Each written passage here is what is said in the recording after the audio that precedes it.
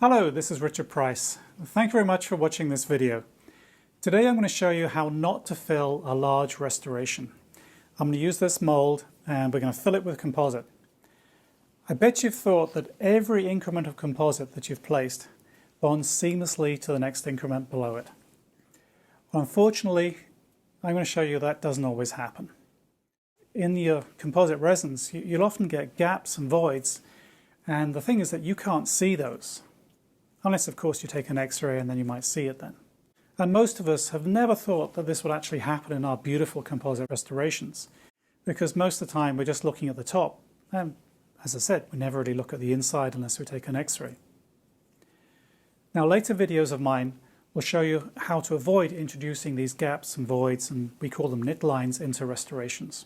So here we've got the MOD mold. The first thing we're going to do is to apply the bonding agent. Now, recognizing that all bonding agents are different, in this case we're going to scrub the bonding agent in actively for 20 seconds, making sure we cover all of the surfaces of the tooth. Now we've applied the bonding agent, we're going to air dry it to evaporate all the solvent from the bonding agent. Now, of course, in the interest of time, this video is sped up, so don't get your watches out at the moment and time me. So here you can see me filling the cavity now with the first increment. And you can see I've taken a wad of composite and I'm just packing it in, and you'll see that when I pack it in, I've actually got a void in one of the proximal boxes.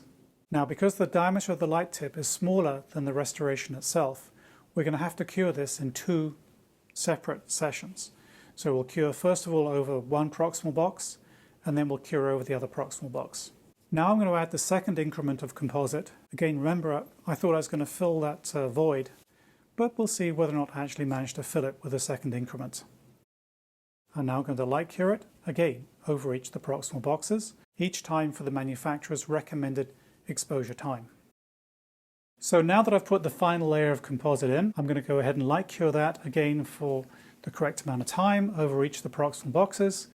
Now, when we open up the mold, we actually get to see that there's a void where we didn't fully fill it. I'm now going to go and put the composite resin specimen into some acetone, which is a solvent, to remove all of the uncured material.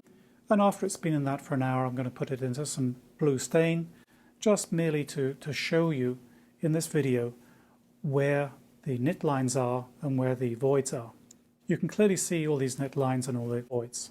And where there are voids, there's obviously no bond to the tooth or to the adjacent layer of composite. Please stay tuned for more videos on this topic, where I'll be showing you how to fill this large MOD cavity with composite resin without getting any knit lines or voids. Thank you very much for watching this video. Cheerio.